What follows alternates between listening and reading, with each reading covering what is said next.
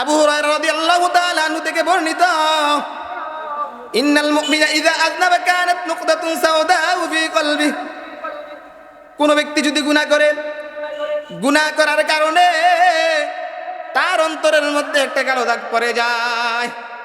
তার অন্তরের মধ্যে কি পড়ে যায়? একটা কালো দাগ পড়ে যায়। ইন্নাল মুমিনা ইযা আযনাবা কানাত নুকতাতুন সাওদাউ ফি কলবিহি, আল্লাহ রাব্বুল আলামিন, আল্লাহ নবী সাল্লাল্লাহু আলাইহি সাল্লাম বলেন, যখন কোন মুমিন বান্দা গুনাহ করে, গুনাহ করার সাথে সাথে তার অন্তরের মধ্যে একটা কালো দাগ পড়ে যায়, ফা ইন তাবা ওয়াস্তাগফার সুকিলা কলবুহু, যদি সে তওবা করে আল্লাহ রাব্বুল আলামিন ওই কালো দাগটাকে দূর করে দেন, তার অন্তরটাকে আল্লাহ রাব্বুল আলামিন পরিষ্কার করে দেন। বান্দা বান্দিরা যদি আবার গুনাহ করে, আল্লাহ রাব্বুল আলামিনের কাছে তওবা না করে, আবার যদি গুনাহ করে আল্লাহ রাব্বুল আলামিনের কাছে তওবা না করে, ফা ইন যাদা যাদাত হাত্তা তালু কলবা, আল্লাহর নবী বলেন গুনাহ করতেই থাকে, গুনাহ করতে থাকে, গুনাহ করতে থাকে, কিন্তু তওবা করে না, আল্লাহ রাব্বুল আলামিন কি করেন? তার অন্তরটাকে অন্ধকারাচ্ছন্ন করে দেন। তার অন্তরটা কি হয়ে যায়? অন্ধকারাচ্ছন্ন হয়ে যায়। তার অন্তরটা অন্ধকারাচ্ছন্ন হয়ে যায়। অন্ধকারাচ্ছন্ন হয়ে যাওয়ার পর তার নেক আমল করতে ভালো লাগে না, তার খারাপ কাজ করতে ভালো লাগে, তার মাহফিলে আসতে ভালো লাগে না, তার বয়ান শুনতে ভালো লাগে না, তার মাহফিলে টাকা দিতে ভালো লাগে না, তার মসজিদে টাকা দিতে ভালো লাগে না, তার ওয়াজের মঞ্চে আসতে ভালো লাগে না, তার নামাজ পড়তে ভালো লাগে না। মোট কথা তার থেকে আল্লাহ রাব্বুল আলামিন নেক আমলের পাবৃতি তুলে নেন। দুনিয়ার মুহাব্বত আল্লাহ রাব্বুল আলামিন সৃষ্টি করে দেন। তার গানের মঞ্চে যাইতে ভালো লাগে, গানের মঞ্চে টাকা দিতে ভালো লাগে, এরকম ভাবে গান শুনতে ভালো লাগে, চুরি করতে ভালো লাগে, ব্যবসায় কম দিতে ভালো লাগে, ডাকাতি করতে ভালো লাগে। তার প্রত্যেকটা নেক আমলকে আল্লাহ রাব্বুল আলামিন তুলে নেন। তার থেকে আল্লাহ রাব্বুল আলামিন আখিরাতের যত ভালোবাসা রয়েছে, আল্লাহ রাব্বুল আলামিন আখিরাতের ভালোবাসাগুলো দূর করে দেন। দুনিয়ার যত মুহাব্বত রয়েছে, দুনিয়ার মুহাব্বতগুলো আল্লাহ রাব্বুল আলামিন তার মধ্যে ফিট করে দেন। যখন দুনিয়ার মুহাব্বত তার মধ্যে চলে আসে, তখন তার আর কোনো কিছু ভালো লাগে না, তখন তার আর কোনো কিছু কি লাগে না? ভালো লাগে না। তাহলে গুনাহ হওয়ার সাথে সাথে কি করতে হবে? তওবা করতে হবে, ঠিক কি না? গুনাহ হওয়ার সাথে সাথে কি করতে হবে? তওবা করতে হবে। তওবা করতে হবে না? জোরে বলেন, তওবা করতে হবে কি হবে না? আল্লাহ নবী সাল্লাল্লাহু আলাইহি সাল্লাম বলেন, কোন একটা বান্দা বান্দি যদি তওবা করতে পারে, খাঁটি মনে তওবা করতে পারে, আল্লাহ নবী বলেন আল্লাহ রাব্বুল আলামিন তাকে দুইটা পুরস্কার দিয়ে দিবেন। মান লাযিমাল ইস্তিগফার জাআলাল্লাহু লাহু মিন কুল্লি যিকিন মাখরাজা ওয়া মিন কুল্লি হাম্মিন ফারাজা ওয়া রাযাকাহু মিন হাইসু লা ইয়াহতাসিব। আল্লাহ নবী সাল্লাল্লাহু আলাইহি ওয়াসাল্লাম বলেন, কোন ব্যক্তি যদি গুনাহ হওয়ার পর সাথে সাথে ইস্তেগফার করে, সাথে সাথে গুনাহের জন্য অনুতপ্ত হয়, আল্লাহ রাব্বুল আলামিন তাকে দুইটা পুরস্কার দিয়ে দেন। গুনাহ হইছে, সাথে সাথে আল্লাহ রাব্বুল আলামিনের কাছে তওবা করে, ও আল্লাহ আমি তো গুনাহগার, আমার মতো অপরাধকারী দুনিয়ার জমিনে কেউ নাই, ও আল্লাহ আমার গুনাহ মাফ করে দাও, ও আল্লাহ আমার জিন্দেগীর গুনাহটা মাফ করে দাও। আল্লাহ রাব্বুল আলামিন তার জন্য দুইটা পুরস্কার দিয়ে দিবেন। মান লাযিমাল ইস্তিগফার জাআলাল্লাহু লাহু মিন কুল্লি যিকিন মাখরাজা। আল্লাহর নবী বলেন তার যত সংকীর্ণতা আছে আল্লাহ রাব্বুল আলামিন দূর করে দিবেন। ওয়া মিন কুল্লি হাম্মিন ফারাজা, এরকম ভাবে তার যত সংকীর্ণতা আছে আল্লাহ রাব্বুল আলামিন দূর করে দিবেন। তার যত বিপদ আছে আল্লাহ রাব্বুল আলামিন বিপদগুলো দূর করে দিবেন। ওয়া রাযাকাহু মিন হাইসু লা ইয়াহতাসিব, আল্লাহ রাব্বুল আলামিন তাকে আরেকটা পুরস্কার দিয়ে দিবেন। ওয়া রাযাকাহু মিন হাইসু লা ইয়াহতাসিব, আল্লাহ রাব্বুল আলামিন তাকে এমন রিজিক দিয়ে দিবেন সে কখনোই গণনা করতে পারবে না। তার কামাই হবে অল্প টাকা, তার প্রত্যেক দিনের আয় হবে অল্প টাকা, মাসের শেষে দেখা যাবে তার টাকার কোনো অভাব নাই, তার ব্যবসা হবে অল্প টাকা। বছরের শেষে দেখা যাবে তার কোটি কোটি টাকার মালিক হয়ে গিয়েছে। সে বিভিন্ন কাজকর্ম করবে অল্প টাকার মধ্যে, আল্লাহ রাব্বুল আলামিন তাকে বরকত দিয়া দিবেন। দেখেন না, মাদ্রাসার শিক্ষক যারা রয়েছে, মসজিদের ইমাম সাহেব যারা রয়েছে, তাদের বেতন অল্প টাকা, ঠিক কিনা? তাদের বেতন বাড়াইতে কইলে সেক্রেটারি সভাপতি সাহেবের গায়ের মধ্যে জ্বলে।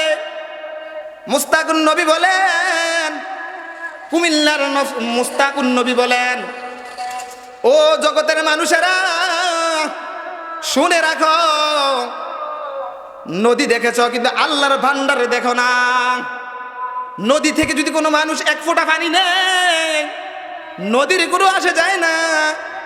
আল্লাহ রাব্বুল আলামিনের খাজানা থেকে যদি কোনো ব্যক্তি খাজানা থেকে, আল্লাহর টাকার খাজানা থেকে যদি কোনো ব্যক্তি কাউকে দান করে, তাহলে সে কখনো কল্পনা করতে পারবে না যে আল্লাহ রাব্বুল আলামিনের খাজানা কমছে কিনা। নদীর থেকে যেভাবে কোনো এক ফোঁটা বা আপনি এক কলস পানি যদি নেন, নদীর পানি কি কমবে? তো আল্লাহ রাব্বুল আলামিনের যে ধনভাণ্ডার রয়েছে, আপনি যদি কৃপণতা করেন, আপনি টাকা পয়সা ইমাম সাহেবকে বেতন দিতে যদি কৃপণতা করেন, তাহলে বোঝা গেল আল্লাহর ভান্ডার সম্পর্কে আপনার জানা নেই।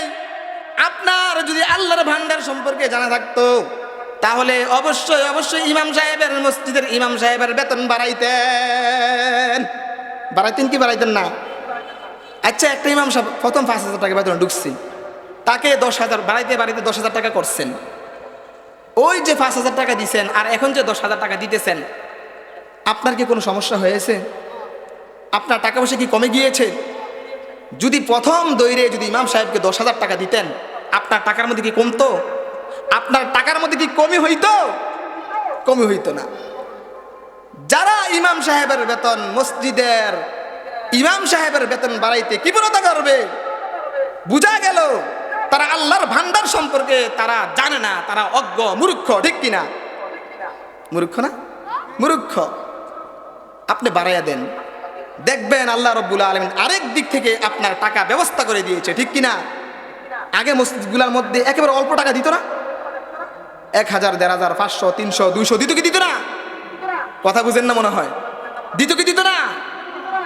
এখন 10,000, 15,000 টাকা দেয় না। তাহলে কি তার কোনো সমস্যা হইতেছে? সেক্রেটারি কোনো সমস্যা হইতেছে? সভাপতি সাহেবের কোনো সমস্যা হইতেছে? ক্যাশিয়ার সাহেবের কোনো সমস্যা হইতেছে? যারা সমস্যা মনে করবে, বুঝা গেল আল্লাহর ভান্ডার সম্পর্কে তাদের কোনো ধারণা নাই, ঠিক কিনা? তাহলে কোনো ব্যক্তি যদি তওবা করতে পারে, আল্লাহ রাব্বুল আলামিন কি করবেন? তাকে এমন ভাবে রিজিক দিয়ে দিবেন, এমন ভাবে রিজিক দিয়ে দিবেন, সে কখনোই ধারণা করতে পারবে না।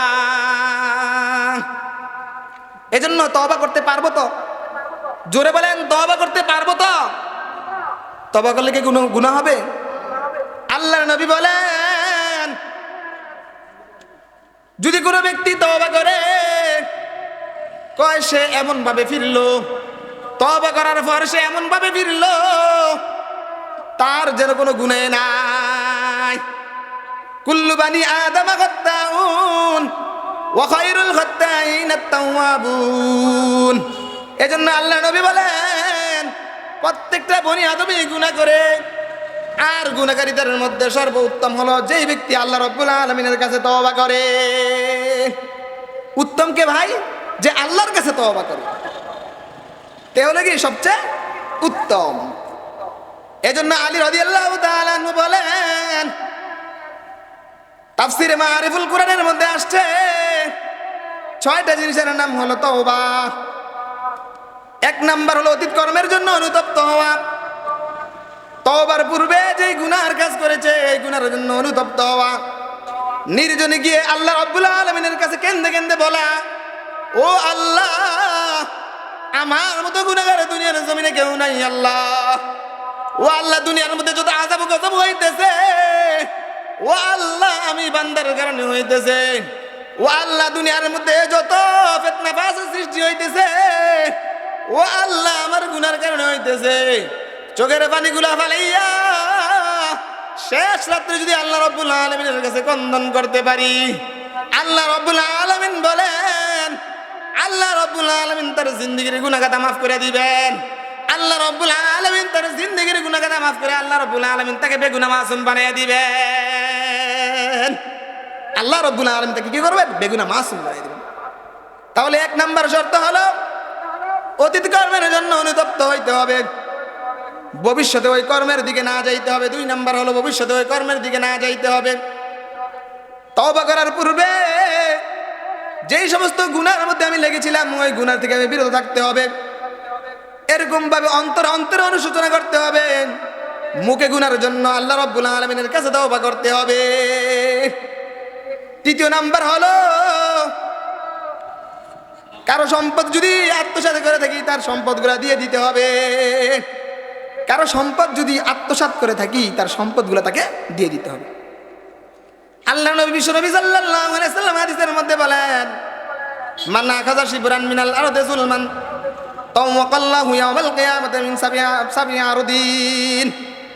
আল্লাহ নবী বলেন, কোন ব্যক্তি যদি দুনিয়ার জমিনের মধ্যে কারো 1 বিঘা সম্পদ আত্মসাৎ করে, কিয়ামতের ময়দানে আল্লাহ রাব্বুল আলামিন তাকে কি করবেন? 7 তবক জমিন তার গলার মধ্যে পেঁচিয়ে দিবেন। বলেন না নাউযুবিল্লাহ। কয় তবক জমিন? 7 তবক জমিন পেঁচিয়ে দিবেন। 7 তবক জমিন আমরা বহন করতে পারবো? আমরা কি বহন করতে পারবো? পারবো না। আল্লাহ নবী বলেন, কেউ যদি কি করে মানুষের সম্পদ আত্মসাৎ করে, মানুষের 1 বিঘা সম্পদ আত্মসাৎ করে, আল্লাহ রাব্বুল আলামিন কিয়ামতের ময়দানে 7 তবক জমিন তার গলার মধ্যে পেঁচিয়ে দিবেন। মুহাদ্দিসিনে কেরাম এই হাদিসের ব্যাখ্যা করেন, আল্লাহ রাব্বুল আলামিন কিয়ামতের ময়দানে তাকে বলবে, ও বান্দা, তুমি তো অমুকের জমিন আত্মসাৎ করেছিলাম, তুমি তো অমুকের জমিন নিয়েছিলা, আজকে 7 তবক জমিন তোমার নখ দ্বারা খোঁড়ো।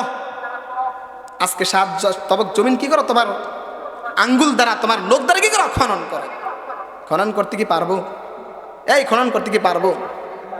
মুফাসসিরিনে কিরাম বলেন, মুহাদ্দিসিনে কিরাম বলেন, আল্লাহ রাব্বুল আলামিন হয়তো বা বলবেন, ও বান্দা বান্দিরা, 7 তবক জমিন নিয়ে আসো। তাহলে আমি আপনার জন্য কি 7 তবক জমিন নিয়ে আসা সম্ভব হবে? তাই সম্ভব হবে। তাহলে কিভাবে মানুষের সম্পদগুলো আমি আত্মসাৎ করতেছি? আমার ক্ষমতা আছে, আমার প্রভাব আছে বিদায় আমি আরেকজনের সম্পদগুলোকে আত্মসাৎ করলাম। কিয়ামতের ময়দানে এই সম্পদের হিসাব দিতে হবে কি হবে না? এতিমের হক মেরে খাইলাম, বোনের হক মেরে খাইলাম। বোনের হকের যখন বোনের হক চাওয়া হয় তখন বলে, বোন সম্পদ নিচ্ছা, অংশ নিলে ধ্বংস হয়ে যাবি। বলে কি বলে না? এই জোরে বলেন, বলে কি বলে না? বলে যে বোন সম্পদ নিও না, সম্পদ নিলে তুমি ধ্বংস হইয়া যাইবা। কিন্তু এই কথাটা হলো আল্লাহ এবং রাসূলের বিরোধিতা, ঠিক কিনা? আল্লাহ রাব্বুল আলামিন বলেন, ও বান্দা বান্দিরা, ও ইমানদার বান্দা বান্দিরা, শুনে রাখো, তোমার বোনের সম্পদগুলো তুমি ভালোভাবে দিয়ে দাও। তোমার বোন সম্পদ পাবে, তুমি পাইবে 2 শতক, তোমার বোন পাইবে 1 শতক। তোমার অর্ধেক তোমার বোন পাইবে। এই অর্ধেক সম্পদগুলো তুমি তোমার বোনকে দিয়ে দাও। লিযযাকারি মিথলু হাদ্দিল উনসায়াইন। তোমার বোনের সম্পদগুলো তুমি কি করো? দিয়ে দাও। এখন তো বোনের সম্পদগুলো আমরা দিচ্ছি না, খেয়ে ফেলতেছি। কিয়ামতের ময়দানে আল্লাহ বলেন, ধরবেন কি ধরবেন না? আমি বাবা, আমার মেয়ের সম্পদগুলোকে তাকে বুঝিয়ে দিতে হবে। অনেক বাবা রয়েছে যারা কি করে ছেলেকে সব সম্পদ দিয়ে দেয়, মেয়ের জন্য একটা সম্পদও রাখে না, ঠিক কিনা? এই বাবাও কিয়ামতের ময়দানে ধরা খাইবে কি খাইবে না? এই বাবাও কিয়ামতের ময়দানে ধরা খাইবে, ঠিক কিনা? যেই ভাই বোনের সম্পদগুলো আত্মসাৎ করলো ওই ভাই কিয়ামতের ময়দানে ধরা খাইবে কি খাইবে না? যেই লোক এতিমের সম্পদ আত্মসাৎ করলো ওই ব্যক্তিটা ধরা খাইবে কি খাইবে না? না রেহাই পাবে? এই রেহাই পাবে কি? পাবে না। আল্লাহ রাব্বুল আলামিন বলেন, তোমার সম্পদের সাথে এতিমের সম্পদ মিলিয়ে ঝুলিয়ে খাইও না। আমরা তো এতিমের সম্পদগুলা মিলিয়ে ঝুলিয়ে খাই লাইতেছি। তার শক্তি নাই, সামর্থ্য নাই, আমি কি করতেছি, তার সম্পদগুলোকে আত্মসাৎ করে নিতেছি, ঠিক কিনা? আমার শক্তি আছে, আমার ছেলে আছে, আমার মেয়ে আছে, আমার প্রভাব আছে, আমার প্রভাব বিস্তার থাকার কারণে আমি এতিমের সম্পদগুলা আত্মসাৎ করে নিজের সম্পদের সাথে মিলিয়ে ঝুলিয়ে খাইতেছি। আল্লাহ রাব্বুল আলামিন বলেন, ও বান্দা বান্দিরা, এতিমের সম্পদগুলা তোমার সম্পদের সাথে মিলিয়ে ঝুলিয়ে খাইও না। তাহলে কারো সম্পদ যদি আত্মসাৎ করে থাকি, তার সম্পদগুলা তাকে দিতে হবে। এরকম ভাবে কাউকে যদি হাতে পায়ে কষ্ট দিয়ে থাকি, তার থেকে মাপ চেয়ে নিতে হবে। হাতের মাধ্যমে কাউকে অন্যায়ভাবে আঘাত করলাম, পায়ের মাধ্যমে কাউকে অন্যায়ভাবে আঘাত করলাম, জবানের মাধ্যমে কাউকে খারাপ গালিগুলাজ করলাম, তার থেকে কি করতে হবে? মাপ চেয়ে নিতে হবে।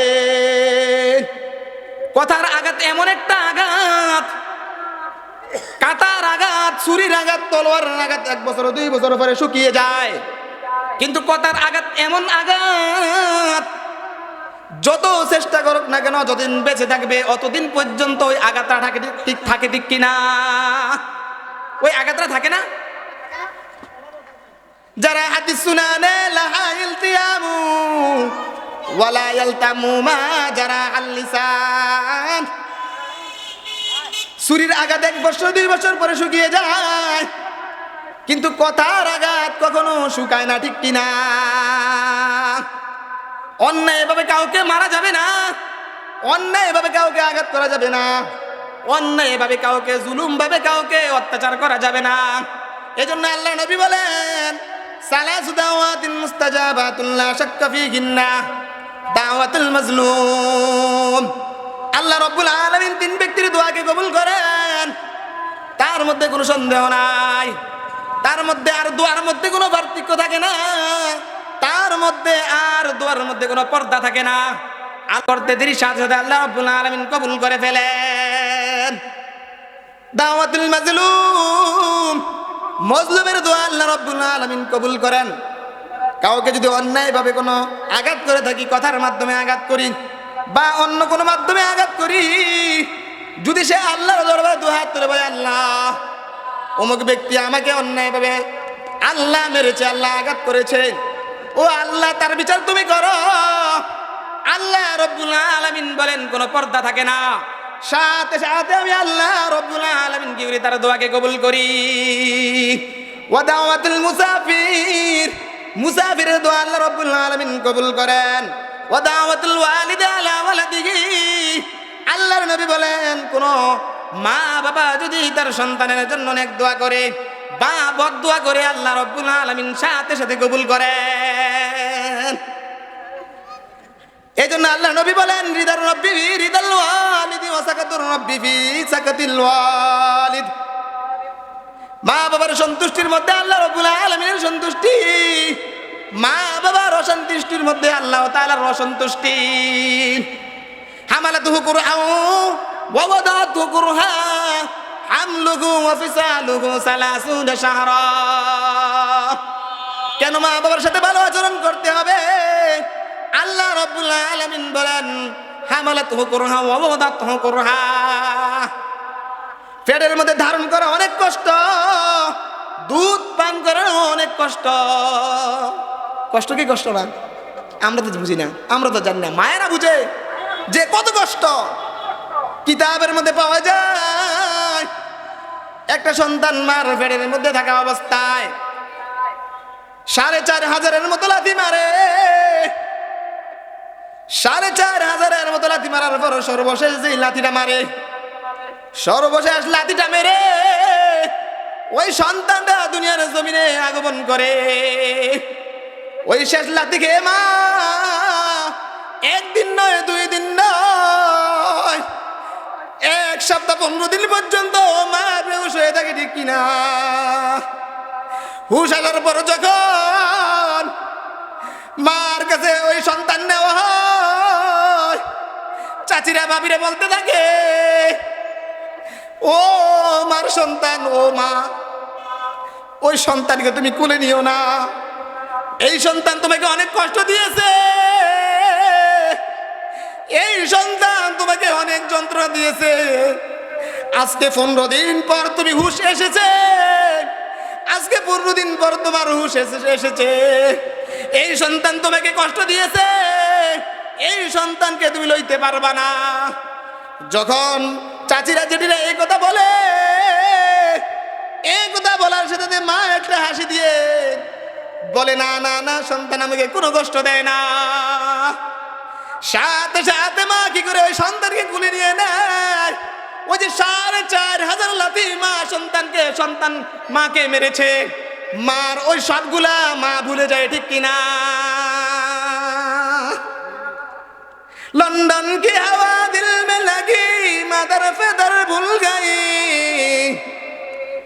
লন্ডন কি হাওয়া দিল মে লাগি, মাদার ফেদার ভুল গই। साया ये कुफर दिल में पड़ा, नूर खुदा भूल गई। साया ये कुफर दिल में पड़ा, नूर खुदा भूल गई। লন্ডনের হাওয়া আমাদের শরীরের মধ্যে পাওয়ার কারণে আমাদের মা বাবার সাথে ভালো আচরণ করা আমাদের থেকে চলে গেছে, ঠিক কিনা? আমাদের থেকে কি হয়েছে? চলে গিয়েছে। আপনি যখন মার গর্ভে থাকেন, আপনি যখন মার পেটের মধ্যে থাকেন, যখন 7 মাস 1 দিনে উপনীত হয়, মার গর্ভধারীটা হলো 10 ইঞ্চি। ওই 10 ইঞ্চি ভরপুর হয়ে যায়। 10 ইঞ্চি ভরপুর হয়ে যাওয়ার পর আল্লাহ রাব্বুল আলামিন ফেরেশতাদের মাধ্যমে আপনার পাগুলা মার কলিজার নিচে দিয়ে দেয়। কোথায় দিয়ে দেয়? কলিজার নিচে দিয়ে দেয়। কলিজার নিচে দেওয়ার পর আস্তে আস্তে সন্তান বড় হইতে থাকে, আস্তে আস্তে সন্তান বয়স হইতে থাকে, মার কলিজাটা আস্তে আস্তে উপরের দিকে উঠতে থাকে।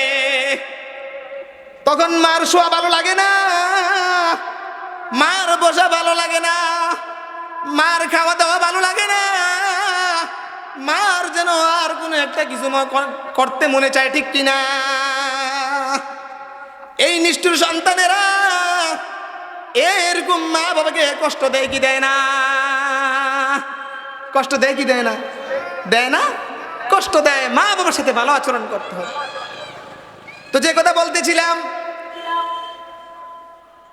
তওবা করার জন্য কিছু শর্ত রয়েছে। তার মধ্যে আরেকটা শর্ত হলো মানুষের সাথে ভালো আচরণ করতে হবে। কারোর সাথে হাতে পায়ে কষ্ট দিয়ে থাকলে তার থেকে মাপ চেয়ে নিতে হবে। হাতে পায়ে কষ্ট দিয়ে থাকলে তার থেকে মাপ চেয়ে নিতে হবে। 4 জন শিশু ছোটবেলায় কথা বলেছে। তার মধ্যে 1 নাম্বার হলো হযরত ঈসা আলাইহিস সালাম। 2য় নাম্বার হলো আপনার ইউসুফ আলাইহিস সালামের সাক্ষী। 3 নাম্বার হলো আব্দুল্লাহ ইবনে জুরাইজ। 4র্থ নাম্বার হলো একজন সন্তান মার কোলে দুধ পান করতেছিলেন। একজন সন্তান মার কোলে দুধ পান করতেছিলেন। পথের দিক দিয়ে একটা ব্যক্তিকে অনেক শান শৌকত অবস্থায়, অনেক গুরসাওয়ার অবস্থায় তাকে বাহবা নিয়ে স্বাগতম দিয়ে তাকে নিতেছে। তখন মা বলল, আল্লাহ, আমার সন্তান যখন বড় হবে, আমার সন্তান যখন বড় হবে, আল্লাহ আমার সন্তানকে এমন বানাইবা। একথা বলার সাথে সাথে দুধ পান কারণে ভালো ওই সন্তান সাথে বলতে আরম্ভ করলো। আল্লাহ রাব্বুল আলামিন তার জবানকে খুলে দিলেন। জবানকে খুলে দেওয়ার পর ওই সন্তান বলতে আরম্ভ করলো, না না না মা, ও মা, আমার বড় হওয়ার পর আল্লাহ রাব্বুল আলামিন যেন আমাকে এমন না বানায়। এরকম ভাবে আর কিছুক্ষণ পর আরেকটা লোককে এরকম জুতার মালা পরিধান করিয়ে সবাই জুতা দিয়ে পিটতে পিটতে, বিভিন্ন ঝাড়ু দিয়ে পিটতে পিটতে তাকে বিভিন্ন জায়গায় নিতেছে। তো মা যখন দেখলেন, মা বললেন, আল্লাহ আমার সন্তানকে এমন বানাইয়েন না। তখন ওই সন্তান, দুধ পান করনেওয়ালা সন্তান সাথে সাথে বলতে আরম্ভ করলো, ও মা তুমি বলো আল্লাহ রাব্বুল আলামিন যেন আমাকে এমন বানায়। যখন তারা দুইজন চলে গেল, মা যখন ছোট সন্তানের মুখ থেকে এরকম কথা শুনলেন, এই কথা শোনার পর সন্তানকে জিজ্ঞাসা করলেন, ও সন্তান, তোমাকে আল্লাহ রাব্বুল আলামিন কথা বলার শক্তি দিয়েছে, সন্তান তুমি আমাকে একটা কথা বলো, যখন একটা লোককে খুব শান-শৌকত অবস্থায় নিতেছিল, তুমি বলছো যেন আল্লাহ রাব্বুল আলামিন তোমাকে এমন না বানায়, আমি বলেছিলাম তোমাকে যেন এমন বানায়, এটার কারণ কি? তখন ছোট ছোট সন্তান জবাব দিল, ও মা, এই যে খুব সুন্দর শান-শৌকত অবস্থায় যাইতেছেন, এই লোকটা হলো জালেম। আল্লাহ রাব্বুল আলামিন জালেমকে কখনো ভালোবাসেন না, আল্লাহ রাব্বুল আলামিন জালেমকে কখনো মুহাব্বত করেন না। আর দ্বিতীয় ব্যক্তিটা যেভাবে জুতা পিটা অবস্থায়, জুতার মালা অবস্থায় যাইতেছিল, ওই ব্যক্তিটা হলো একজন মজলুম, আর আল্লাহ রাব্বুল আলামিন মজলুমের দোয়া সাথে সাথে কবুল করেন। এরকম ভাবে তওবার আরেকটা শর্ত হলো, আপনার আমি তওবার পূর্বে যেরকম ভাবে আল্লাহ তাআলার নাফরমানির মধ্যে লেগেছিলাম, তওবার পর আল্লাহ তাআলার হুকুমের মধ্যে এভাবে লেগে থাকতে হবে। আল্লাহ রাব্বুল আলামিন আমাদেরকে গুনাহের জন্য অনুতপ্ত হয়ে তওবা করে আল্লাহর দরবারে যাওয়ার তৌফিক দান করো। সবাই বলেন আমিন। ওয়া মা আলাইনা ইল্লাল বালাগ। আসসালামু আলাইকুম ওয়া রাহমাতুল্লাহ।